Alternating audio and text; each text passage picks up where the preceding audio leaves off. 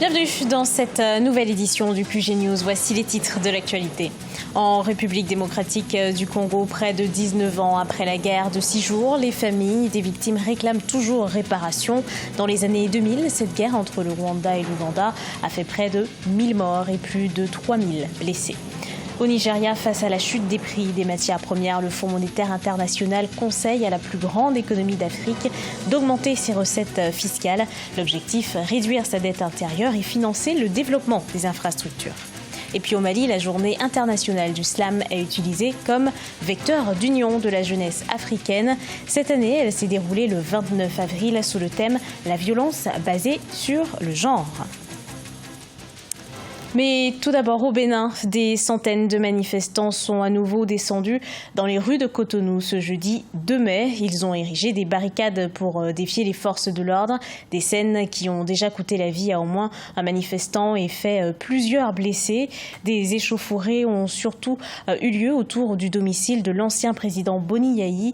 À l'origine de ces troubles, la situation post-électorale tendue, caractérisée par l'élection législative où seuls 2 partis proches du président Patrice Talon ont été autorisés à y prendre part.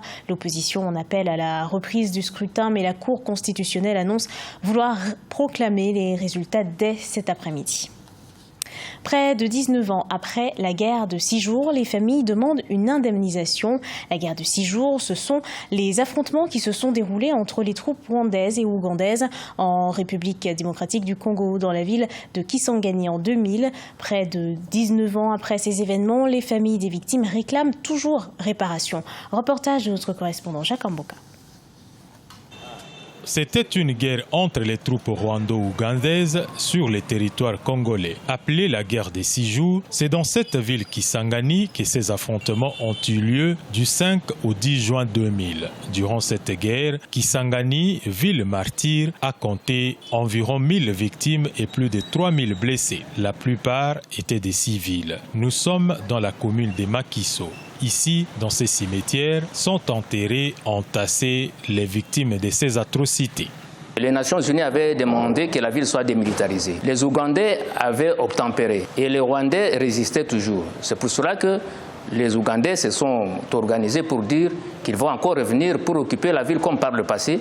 Et c'est ce choc-là plutôt qui a fait que les 2 armées se rencontrent encore une fois pour une guerre beaucoup plus fratricide. En juin prochain, les familles des victimes de la guerre des 6 jours vont commémorer les 19 ans de cet événement. Leur démarche menée pour l'indemnisation n'ont depuis des années abouti à aucun résultat probant. Avec l'avènement du nouveau régime, ils espèrent trouver gain de cause. Ce que nous attendons du gouvernement congolais, c'est que nous puissions retrouver notre droit. Il y a des victimes qui aujourd'hui souffrent encore de ces affres de la guerre de 6 jours, que le gouvernement porte vraiment assistance à cette victime, en fait, à cette population victime de la guerre de 6 jours. La guerre de 6 jours est l'une des plus meurtrières que cette ville ait connue. Environ 6600 obus tirés sur cette ville qui ont non seulement fait des victimes, mais aussi réduit à zéro les tissus économique de la ville. La guerre des 6 jours était engagée dans un contexte de conflit entre les alliés qui ont porté Laurent Désiré Kabila au pouvoir, notamment le Rwanda et l'Ouganda. Une marche d'1 million au Soudan. Les meneurs de la contestation organisent ce jeudi 2 mai à Khartoum une nouvelle mobilisation de grande ampleur pour maintenir la pression sur les militaires.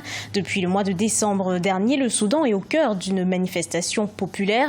La population réclame un gouvernement civil et les militaires au pouvoir ont donné leur accord pour la création de conseils conjoints qui remplaceraient le conseil militaire de transition. Mais des désaccords persistent encore sur sa composition. Et dans ce combat pour le changement, les femmes jouent un rôle central depuis le début des manifestations qui ont entraîné la chute d'Omar el-Béchir. Elles sont majoritaires dans les manifestations. Elles réclament le respect de leurs droits et davantage de place dans la société soudanaise. Nathalie Mo.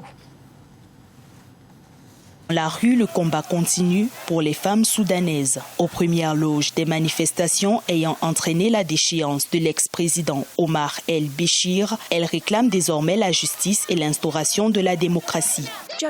Nous voulons un Soudan meilleur, un État démocratique, un État qui nous juge tous conformément à la loi sans favoritisme. Nous sommes donc sur la place jusqu'à ce que nos demandes soient satisfaites, dont la première est le jugement du précédent régime, y compris ceux qui ont commis des crimes et la corruption. Notre révolution est en cours jusqu'à ce que nos demandes soient satisfaites. La représentativité des femmes, autre cheval de bataille pour les militantes soudanaises. Sous le régime très conservateur de Omar el-Béchir, le Parlement se composait de 25% de femmes, tandis que le gouvernement n'en comptait aucune. Nous ne sommes pas satisfaites du nombre de femmes représentées dans le comité de négociation avec le Conseil militaire de transition. C'est une légère présence, contrairement à la réalité de notre participation à la révolution et à notre norme au sitting. Des observateurs ont révélé que 2/3 des manifestants au Soudan étaient des femmes. Jeune militante de 22 ans, Ala Salah a été désignée par des internautes comme le symbole de la révolution soudanaise. Le Nigeria fait face à une baisse de croissance comme ses voisins d'Afrique subsaharienne, à savoir l'Angola et l'Afrique du Sud, en raison notamment de la chute des prix de première nécessité. Pour changer la donne, le Fonds monétaire international préconise un rééquilibre des investissements et de la gestion de la dette en accélérant le recouvrement des impôts. Écoutez justement la déclaration d'Abebe Selassie, directeur FMI pour l'Afrique. Nous pensons qu'au cours de ces 2 dernières années, étant donné l'ampleur du choc sur l'économie, le gouvernement a utilisé le déficit budgétaire a augmenté pour soutenir l'économie et étant donné le niveau très bas dans lequel la dette se trouve, nous pensons qu'il était approprié d'utiliser le bilan du gouvernement pour tenter d'atténuer le coup dur porté à l'économie par la baisse des prix des produits de base. Il est très important que nous augmentions les impôts par le biais des mesures administratives ou en examinant de nouveaux domaines politiques. Ceci est très important, non seulement pour le service de la dette, mais encore plus important pour pouvoir investir dans la santé, l'éducation et la construction d'infrastructures que ce gouvernement envisage d'entreprendre.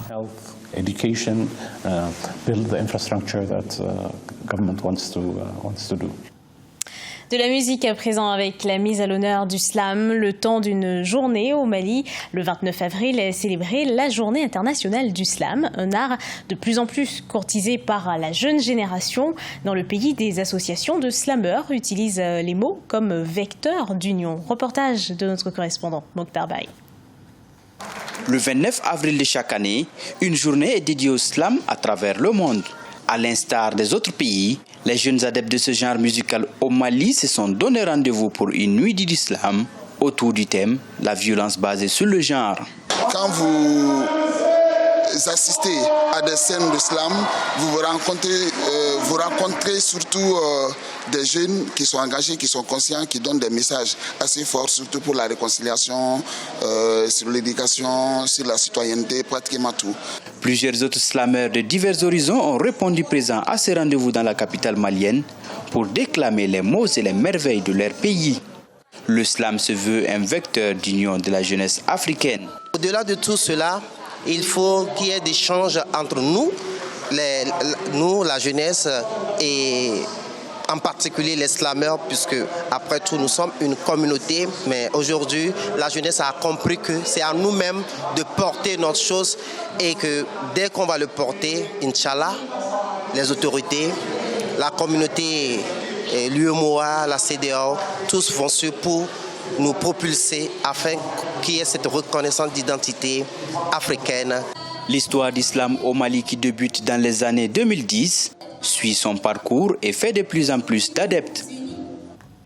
Ce journal a été préparé par l'ensemble de la rédaction. Merci à vous de l'avoir suivi. Retrouvez dans un instant une nouvelle édition d'Actualité sur Africa 24.